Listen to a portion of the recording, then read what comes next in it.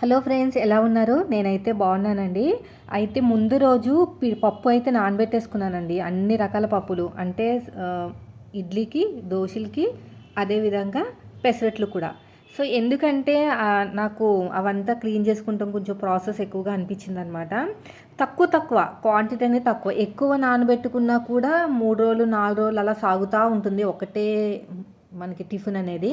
అందుకని చెప్పేసి నేను ఏం చేశానంటే మామూలుగా 3 రకాల పప్పులు ఒక చిన్న చిన్న గ్లాస్ అయితే నానబెట్టేసుకున్నాను. ఇంకా నాకు మార్నింగ్ చేసిన కర్రీస్ అయితే ఉన్నాయి. ఇంకా నెక్స్ట్ డే ఇది వీడియో. ఇవన్నీ ఒకదాని తర్వాత ఒకటి నైట్ నానబెట్టేసుకున్నాను అనమాట.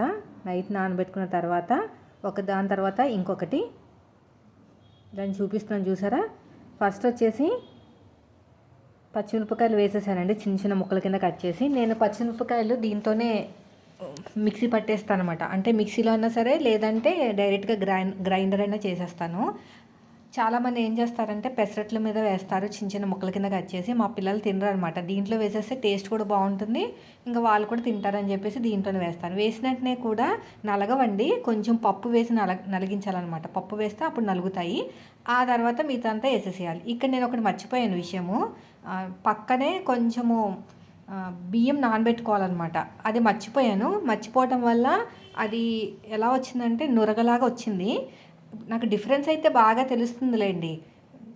బియ్యం వేసిన దానికి వేయలేని దానికి డిఫరెన్స్ అనేది నాకు తెలిసింది. మన వాళ్ళు చెప్పారు బియ్యం వేయ కుమారి కొన్ని ఒక 2-3 టేబుల్ స్పూన్లు చాలా బాగుంటుందని చెప్పారు. కానీ నేనే మర్చిపోయాను, అలవాటు లేక మర్చిపోయాను. తర్వాత దోశలు కూడా అంతంత మాత్రమే వచ్చాయి, కానీ తర్వాత బాగా వచ్చాయండి. సో ఇదంతా మిక్సీ గ్రైండ్ చేసేసిన తర్వాత మళ్ళీ ఇదంతా కడిగేసి మళ్ళీ ఇడ్లీ పిండి వేసాను శుభ్రంగా కడిగేసి. ఇడ్లీ పిండి అయిపోయిన తర్వాత దోశల పిండి ఒక్కొక్క గ్లాసే, ఎక్కువ కాదు. ఎందుకంటే 3 రకాల టిఫిన్లు ఒక 5-6 రోజులు అలాగా అవుతాయని. అదే ఒక పెద్ద గ్లాసుడు మామూలుగా పిండి నానబెట్టారనుకోండి, అదే పప్పు నానబెట్టారనుకోండి, ఆ ఇడ్లీలో ఒక 3-4 రోజులు అవుతున్నాయి అనమాట. అందుకనే చూద్దాము ఇది ఎలా ఉంటుందో మెథడ్ అని. గ్రైండర్ కూడా కడగాలంటే ఇబ్బందే కదా ప్రతిసారి. సో ఇది అయిపోయిన తర్వాత ఇంకా ఇవంతా కూడా మార్నింగ్ ప్రాసెస్ అనమాట. 9:15కి అయితే మార్కెట్ అయితే స్టార్ట్ అవుతుందండి. నేను చెప్పాను కదా మీకు ఇలాగా నేర్చుకుంటున్నాను అని. పేపర్ వర్క్ చేస్తున్నాను అనమాట. ఎంత పేపర్ వర్క్ చేసినా కూడా మనం ఒక్కసారి స్టాక్ మార్కెట్లోకి వెళ్ళామంటే ఏం కొనాలో తెలీదు, ఏది అమ్మాలో తెలీదు, ఎంతవరకు ఉండాలో తెలీదు. అమ్మో అది పెద్ద పద్మవ్యూహం అండి. దాంట్లోంచి లోపలికి వెళ్తామే తప్ప బయటకు రావడం తెలీదు. ఎంత రావాలనుకున్నా రాలేమన్నమాట. సో నేనైతే ప్రజెంట్ పేపర్ వర్క్ మీదనే చేస్తున్నాను. అంటే ఒకసారి మైండ్లో ఫిక్స్ అయ్యాను అనుకోండి, అంత తొందరగా బయటకు రాలేనమాట. అంటే ఫెయిల్ అవుతూ రాలేను, ఏదో ఒకటి చేయాలి అక్కడికి వెళ్ళి. సక్సెస్ అని అవ్వాలి, లేదా మొత్తానికి ఫెయిల్ అని అవ్వాలి. ఏమి చేయకుండా బ్రెయిన్లోకి రానంత వరకేనండి నాకు ఏదైనా సరే. మరి నాకు ఆ పుట్టుకతోనే వచ్చిందో ఈ పద్ధతి నాకు తెలియదు, కానీ బ్రెయిన్లోకి రాకపోతే మాత్రం దాని జోలికి వెళ్ళను. ఒక్కసారి బ్రెయిన్లో పడిందంటే మాత్రం ఖచ్చితంగా సక్సెస్ అని అవ్వాలి, లేదంటే ఫెయిల్ అయిన అవ్వాలి. అంతేగాని ఏది చేయకుండా చాతకానితనంగా ఉండకూడదు అనమాట. ఒకసారి బ్రెయిన్కి వచ్చిందంటే. సో ఒక బుక్ అయితే పెట్టుకున్నాను. 9:15కి మార్కెట్ స్టార్ట్ అవుతుంది, 3:30కి క్లోజ్ అవుతుంది. ఈ 9:15లో ఏది ముందుకెళ్తుంది, ఏది తగ్గుతుంది, ఏది పెరుగుతుంది, అవన్నీ మనం చూసుకుంటానికి యూట్యూబ్ ఛానల్లో ఎన్నో వీడియోస్ ఉన్నాయి. మన ట్రేడింగ్ చేసే వాళ్ళు ఉంటారు కదా, వాళ్ళందరూ కూడా యూట్యూబర్స్ ఉంటారు కదా. సో దీనివల్ల నాకు ఎంత నాలెడ్జ్ పెరిగిందంటే ఇంకా నేను మాటలతో చెప్పలేను. దేని మీద అనుకున్నారు? బయట ఉన్న ప్రపంచంలో ఏం జరుగుతుంది, మన భారతదేశంలో ఏం జరుగుతుంది, అసలు ఎవరికెవరికి డీలింగ్ అయ్యింది, అవన్నీ కూడా మంచి నాలెడ్జ్ అయితే గెయిన్ చేశానండి నిజం చెప్పాలంటే. దీని మీద ₹1 వచ్చిందా, ₹1 పోయిందా అనేది తర్వాత సంగతి. నాకు నాలెడ్జ్ మాత్రం చాలా బాగా పెరిగింది. ఇన్ని రోజులు ఎందుకు ఇంత నాలెడ్జ్ మిస్ చేసుకున్నాను అనిపించింది. ఎంతసేపు చుట్టూరు ఏం జరుగుతుందో అంతేగాని ఒక దేశంలో ఏం జరుగుతుంది, బయట దేశంలో ఏం జరుగుతుందో తెలియలేదు. సో ఇప్పుడైతే అంతా తెలుస్తుంది. ఆ ట్రంప్ ఏమేమి డెసిషన్ తీసుకుంటున్నారు, మనకి ఫినాన్షియల్గా ఎలాగా మనకి అవుతుంది, ఎఫెక్ట్ ఎలా అవుతుంది, దేని మీద ఏ రంగాల మీద ఎఫెక్ట్ అవుతుంది, అవన్నీ కూడా తెలిసే కొద్దీ, అంటే తెలుసుకోవాలని తపన ఉండే కొద్దీ మనకి మంచి నాలెడ్జ్ అనేది వస్తుంది అనమాట. సో నేనైతే ఏ ప్రమోషన్ చేయనండి దీని గురించి. ఎందుకంటే స్టాక్ మార్కెట్ అనేది ఎంత డేంజర్ అంటే కత్తి మీద సాము లాంటిది అనమాట. ఇంకా దాంట్లోకి వెళ్ళామంటే ఎడిక్ట్ అయిపోతాం అనమాట. సో కాబట్టి నేను ఫ్యూచర్లో దాని మీద ఇన్వెస్ట్మెంట్ చేసినా కూడా మీతో అయితే చెప్పను. ఈ మధ్యన ఈ ప్రమోషన్ వీడియోస్ వల్ల నేనైతే ప్రమోషన్ చేయనండో, మళ్ళీ చెప్తున్నా. నేను ప్రమోషన్ చేసేదల్లా ఒకటే, ఫ్లిప్కార్టు, అమెజాను, మీషో. అంతే. బయట వాళ్ళు ఎవ్వరు ఒప్పుకోను. నాకు మెసేజ్‌లు వస్తా ఉంటాయి కదా! నేను ఒప్పుకోననమాట. సో, ఈ ఫ్లిప్‌కార్ట్ ఉందనుకోండి, ఈజీగా రిటర్న్ పెట్టుకోవచ్చు. ఇప్పుడు నా కంటికి నచ్చింది, నా బ్రెయిన్‌కి నచ్చింది మీతో చెప్పాను. అలా అని చెప్పేసి మీకు నచ్చాలని ఏం లేదు, రూల్ లేదు కదా! అందుకని చెప్పేసి నేనేం చేస్తానంటే, ఈజీగా రిటర్న్ పెడతారు కాబట్టి మీకు నచ్చకపోతే రిటర్న్ పెట్టేసుకుంటారు. ఇంకోటొచ్చేసి నేను కింద ట్యాగ్ చేస్తా ఉంటాను కదా! అది నాకు యూట్యూబ్ ఇచ్చిన ఆప్షన్ అనమాట. నాకే కాదు యూట్యూబర్స్‌కి ఇచ్చిన ఆప్షన్. అది కూడా ఫ్లిప్‌కార్ట్‌లో, మింత్రా అవి రెండే ఉంటాయి. మీరు బుక్ చేసుకుంటారనుకోండి నచ్చకపోతే రిటర్న్ పెట్టేసుకోవచ్చు. ఇదేం ఫ్రాడ్ ఏం కాదండి. సో, ప్రమోషన్స్ అయితే నేను చెయ్యను బయట నుంచి ఏది కూడాను. ఇది కొనమని, అది కొనమని. నేను కొన్న తర్వాత చెప్తాను, చూసిన తర్వాత చెప్తాను. నచ్చితే తీసుకొని లేదంటే ఈజీగా రిటర్న్ అనేది పెట్టుకోవచ్చు. రిటర్న్ లేని వాటికి మాత్రం ప్రమోషన్ చేయడం అనేది మంచిది కాదు. నేను చేసేదల్లా అలా నో రిటర్న్ వాటికి ఉన్నదల్లా ఏంటంటే ఇదొకటి ఏదంటే అనుగారిది నో రిటర్న్ ఉంటుంది. కానీ తను ఏంటంటే మంచి క్వాలిటీ మెయింటైన్ చేస్తారు. తక్కువ బడ్జెట్. బయట మీకు ఒక్క మీటర్‌కి రూ. 50 వాళ్ళు వేసుకున్నారనుకోండి. ఈవిడ రూ. 20 వేసుకుంటారనమాట. అది మీకు అలాంటిది కావాలి అంటే యూట్యూబ్ మీకు ఇన్‌స్టాగ్రామ్ నుంచి కావాలనుకుంటే వాళ్ళది బెస్ట్. నేను అది కూడా డబ్బులు పెట్టే కొనుక్కుంటాను. ఫ్రీగా తీసుకోను. సో, చూసారు కదండీ! కొంచెం ఇలాగా నురగలాగా వచ్చింది కదా! అలా రాదనమాట.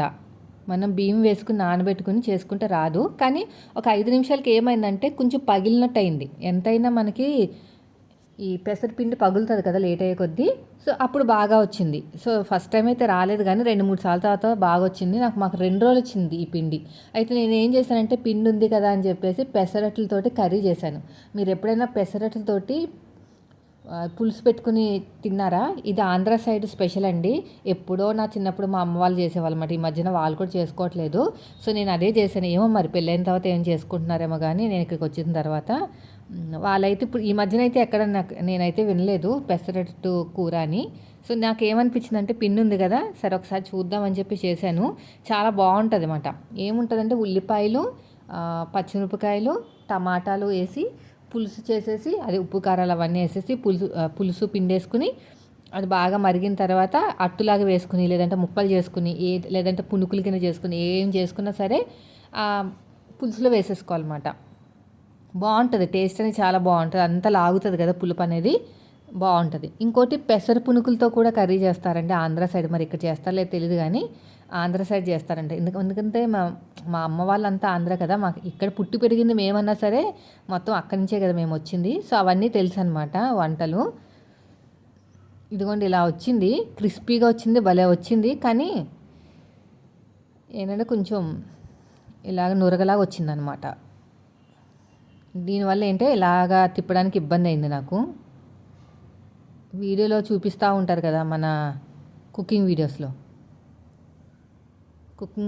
చూపించడం వల్ల నాకు అలా రాలేదనమాట. సేమ్ ఒకసారి చూడాలి వాళ్ళ వీడియోస్లో ఎలాగ చేస్తారు ఏంటనేది.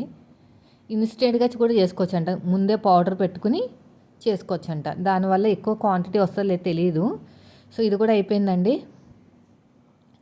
ఇంకా నెక్స్ట్ వచ్చేసి నెక్స్ట్ డే మిగిలింది అండి. కొంచెం పిండి మిగిలిందని చెప్పాను కదా! ఇప్పుడు ఎలా వండుతానో చూడండి. కర్రీ చూపిస్తాను మీకు. ఫస్ట్ కొంచెం ఆయిల్ అనేది ఎక్కువే పడుతుంది.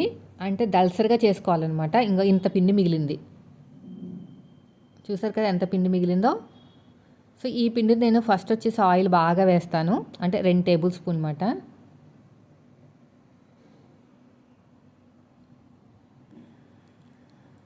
ఇలా మొత్తం 3, 4 గరిటెలు వేసేసి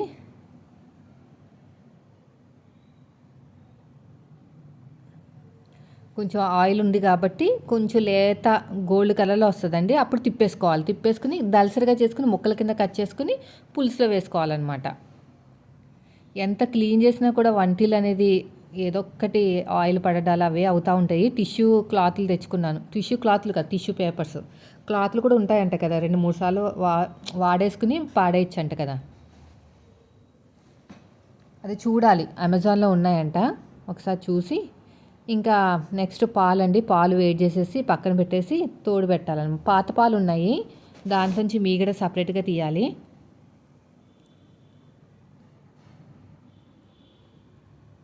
ఇదిగో ఎంత మీ చేతితో తీస్తున్నారని మళ్ళీ ఏమనుకోకండి. స్పూన్తో తీస్తే సగం ఉండిపోతుంది అనమాట, సగం వస్తుంది. నేను హ్యాండ్ వాష్ చేసుకునే తీస్తానండి. తర్వాత హ్యాండ్స్ వాష్ చేసుకుంటాను. ఇక చూడండి కలర్ అనేది ఎంత బాగా వస్తుందో. ఇదిగోండి చూసారా, ఇదంతా కూడా మంచిగా క్రిస్పీగా అయిన తర్వాత చాకుతో కట్ చేసుకుని 4, 5, 6 ముక్కలు, అంటే మనకి గిన్నెలో ఎంతైతే సరిపోతుందో అంత కట్ చేసేసుకున్న తర్వాత చిన్న మంట మీద చేసుకోవాలి.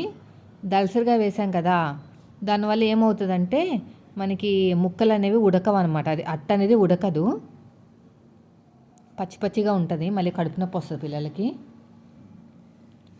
ఇది కొంచెం చాకుతో కట్ చేయడానికి ట్రై చేస్తున్నాను, కానీ ఇంకా కొంచెం ఫ్రై అయితే బాగుంటుంది అనిపించింది. ఒకటి సరిపోతుందండి, మేము ఇద్దరమే కదా, పిల్లలు తింటారు అంతే, తప్ప ఒకటి అట్టేస్తే సరిపోతుంది. ఇంకా అయిపోయింది. దీన్ని తీసేసి మళ్ళీ కొంచెం అట్లు వేసేసుకుని టిఫిన్ అయితే తినేసాము. నేను చేసినట్టు చట్నీయే ఉంది. అయింది ఒక 5, 6, అంటే 2 డేస్కి వచ్చిందనమాట. ఒక గ్లాసు అయితే 2 డేస్కి వచ్చింది. ఇంకా సండే, మండే ఆ 2 రోజులు నేను పిండి రుబ్బి పెట్టాను కదా, అది సరిపోతుంది.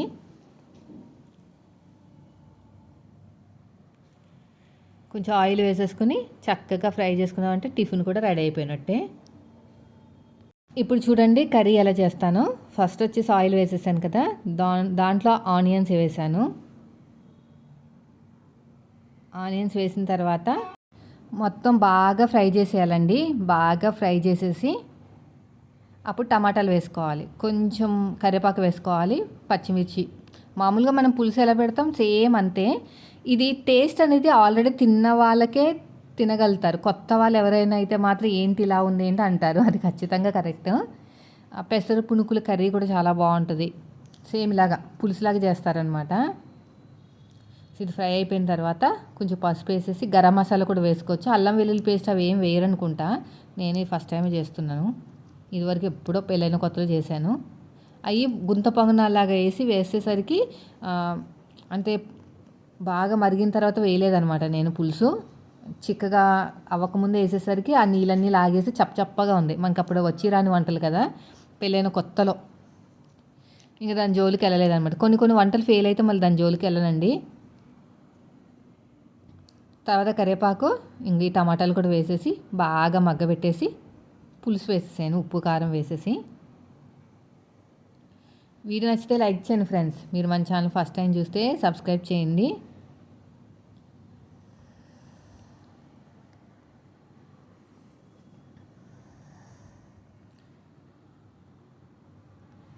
తర్వాత ఇంకోటి కూడా అంతే,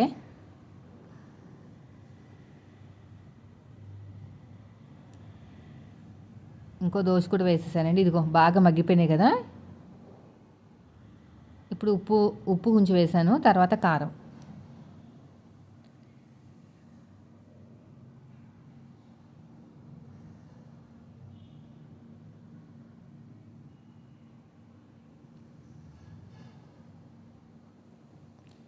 కొంచెం పసుపు, తర్వాత ఉప్పు.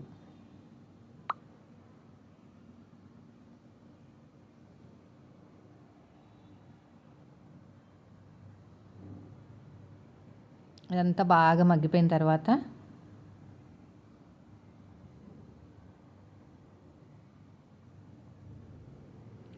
కొంచెం కారం,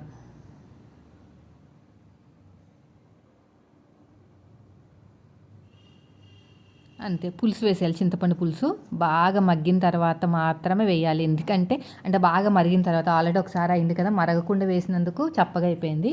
ఈసారి బాగా మరిగిన తర్వాత వేసాను. పులుపు మొత్తం లాక్కుని టేస్ట్ మాత్రం చాలా బాగుంది. ఒక 5 minutes అలా వదిలేయాలండి, కర్రీలాగా అయిపోవాలన్నమాట మొత్తం కూడా. వీడియో నచ్చితే లైక్ చేయండి ఫ్రెండ్స్.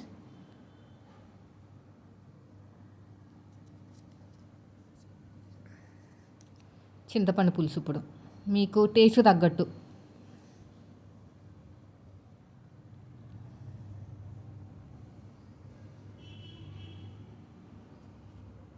ఇంకా కొంచెం వేసాను, అంతే. బాగా మరిగిపోయిన తర్వాత అట్టు కింద వేసుకున్నా పర్లేదు, ముక్కలు కట్ చేసుకున్నా పర్లేదు. ఇప్పుడు ముక్కలు కట్ చేసే కన్నా అట్టులాగా వేసేసి తర్వాత కట్ చేశాను అనమాట. ఈజీగా అయిపోతుంది కదా, నానుతుంది కదా. నానిన తర్వాత ఇంకా మెత్తగా ఉంటుందని కట్ చేయడానికి వీలుగా ఉంటుంది కదా. నాకు ఒక అలవాటు ఉందండి, ఎప్పటికప్పుడు ఆ స్టవ్ అనేది క్లీన్ చేసుకుంటూ ఉంటాను. క్లాత్ అయినా సరే, టిష్యూ క్లాత్ అయినా సరే, అసలు ఇలా ఉండనివ్వను అనమాట. ఏమో ఫస్ట్ నుంచి అలవాటు. ఇది వేసాను కదా, ఇక్కడ మనకి కొంచెం దగ్గరగా అయిపోయిందనమాట. పులుసు అంతా కూడా కొంచెం లైట్‌గా వాటర్ వేస్తే ఇదంతా కూడా చక్కగా లాక్కుంటది. వేస్తాను ఇప్పుడు. ఇలా ముక్కల కింద కట్ చేసుకోవాలి. ఇంకా ఉబ్బుతదండి. నాని డబల్ అవుతదనమాట. మరీ డబల్ ఏం అవ్వదు. క్వాంటిటీ అనేది పెరుగుతది. అందుకనే సరిపోతదని చెప్పాను 2 పూటలకి. అంతే కొంచెం వాటర్ వేసాను కదా! ఇదంతా మరిగిన తర్వాత ఇంకా పైన కొత్తిమీర జల్లుకుంటే రెడీ అయిపోతదనమాట. మీరు కూడా ఒకసారి ట్రై చేయండి. ఫస్ట్‌లో నచ్చకపోవచ్చు. తర్వాత నచ్చుతది. సో, వీడియో నచ్చితే లైక్ చేయండి. ఎంతమందికి తెలుసో ఈ కర్రీ చెప్పండి. మీలో ఎంతమందికి ఈ కర్రీ తెలుసో చెప్తే ఇంకా మా పెద్ద బాబుని తీసుకురావడానికైతే మా వారు వెళ్తున్నారండి. మా చిన్నోడు, మా ఆయన. మా చిన్నోడు చూడండి అన్నం తీసుకురావడానికి ఎంత యాక్టివ్‌గా ఉన్నాడో. వచ్చాక ఇద్దరు కొట్టేసుకుంటమే. స్కూల్ స్టార్ట్ అయిపోతున్నాయి కదా! వెడ్నెస్‌డే నుంచో, థర్స్‌డే నుంచో 12వ తారీఖు నుంచి. ఇంకా తీసుకొచ్చామని చెప్పాననమాట. వాడు రానంటున్నాడు. నేను ఇంకా ఉంటానమ్మంటే, లేదమ్మా మళ్ళీ డ్యాడీకి ఖాళీ ఉండదు అని చెప్పేసాననమాట. ఇదండి ఈరోజు వీడియో.